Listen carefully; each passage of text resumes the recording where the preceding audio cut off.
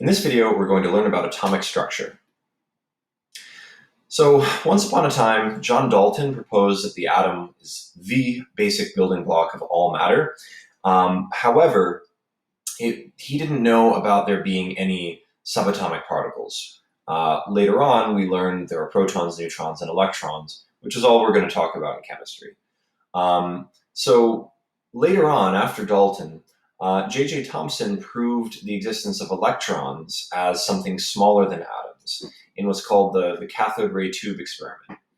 I'll have to back up a little bit. The cathode ray tube was an invention. It wasn't really understood what it was.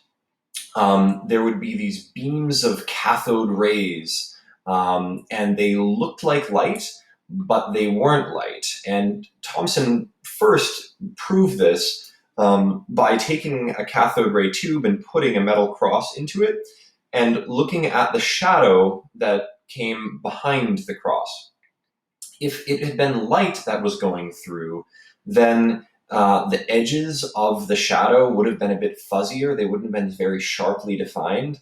And that's very much consistent with light as we know it. But what he found is that the shadow was with very clearly defined edges. And so that proved that this was something else. This is something different from light. So the next thing, the next big experiment that Thomson did was he tried to characterize this stuff, and he put a charged metal plate in the path of the cathode rays. And what he found is that the cathode rays would bend their trajectory towards the positive plate. If they didn't have any charge, they wouldn't have reacted. They wouldn't have changed their path. But because they moved towards the positively charged metal plate, he concluded that these must be negatively charged particles. And so with that experimentation done, Thomson proposed what's called the Plum pudding model, which is that it's very similar to Dalton's model of atoms being these spheres, but the difference is these spheres had negatively charged particles within them that he called electrons, and then overall, outside of that negative charge, there was a sea of positivity to neutralize the overall charge. So that's what Thomson proposed based on what he knew. Now, Ernest Rutherford and Hans Geiger and James Marsden, they discovered actually that it wasn't that there was just this sea of positive charge and we generally had kind of these consistent balls of mass. They discovered what's called the nucleus, and they did it with a pretty clever experiment themselves. They took a source of alpha radiation, and alpha particles are just 4/2 helium nuclei. Basically, 2 protons and 2 neutrons.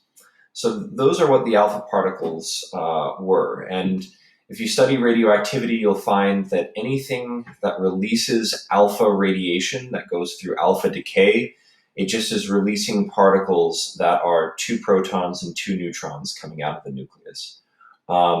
So Rutherford's experiment, they took an alpha particle source that is shooting off alpha particles in all directions randomly. They stuck it in a lead box, and the lead box would absorb the radiation coming out in all directions, except if there was a hole in the box. And so if the alpha particles happen to be going in that particular direction, then they would just go out straight. Essentially, Rutherford created a nuclear gun of sorts. It fires in all directions, but only effectively fires in this direction because everything else is absorbed by the lead. And he shot these alpha particles at a very, very thin sheet of gold foil. And what he found was that most of the alpha particles went straight through, which is probably a little bit weird to think of because you think of gold as being something solid. These alpha particles didn't tear through the gold foil, they just passed straight through.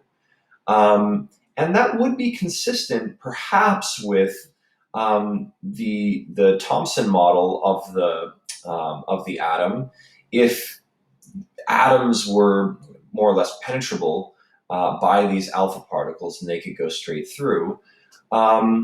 Or if you have the perspective that maybe, if atoms are solid mass, maybe these particles should just bounce right off. But many of the particles went through. What's interesting is that some of the particles came right back, and some of them deflected off to the side. And so Rutherford was trying to understand this. What he proposed is that all of the mass in the atom is composed in the nucleus. So instead of there being more or less consistent mass, consistent density throughout the atom, he proposed that all of the mass is right here in the center, in this nucleus. So if an alpha particle was going into the atom, well, it would bounce off of this mass, or not. So he found, really, again, most of the particles went straight through. That indicated that the atom is mostly empty space. But there is a center of mass in the middle where all the mass is concentrated, and that's why occasionally a particle would bounce right off. And that led us to Rutherford's planetary model, which is shown here. There are electrons on the outside, and in the middle there's a positively charged nucleus. Now, you may be aware that the nucleus consists of protons and neutrons. It actually was not for quite a long time that protons and neutrons were differentiated from one another as separate components of the nucleus. But just to wrap things up here, we know now that protons have a positive 1 charge, neutrons are neutral, they're 0, electrons are negative 1, and their symbols are shown here. Occasionally you'll see protons indicated as P+, neutrons as N0. I tend to prefer that.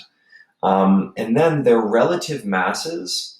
Protons and neutrons have a mass that is just defined as 1 AMU.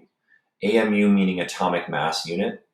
And this is just something that makes it much easier to work with. You don't want to deal with the SI unit of kilograms when we're talking about something as small as a proton. Something like 10 to the negative 27th power kilograms. Maybe I'm a little off by that. It's either grams or kilograms. That would be the mass of a proton. So notice that the proton and the neutron have a mass that's approximately equal, and it's 1 AMU, but the electron is practically 0, 1 over 1,836. So that's how we get to the protons and the neutrons in the nucleus. That's where all the mass is. The electrons weigh practically nothing. And that is all. So I hope this video has been helpful. Let me know if you have any feedback or comments in the comments section. Thank you.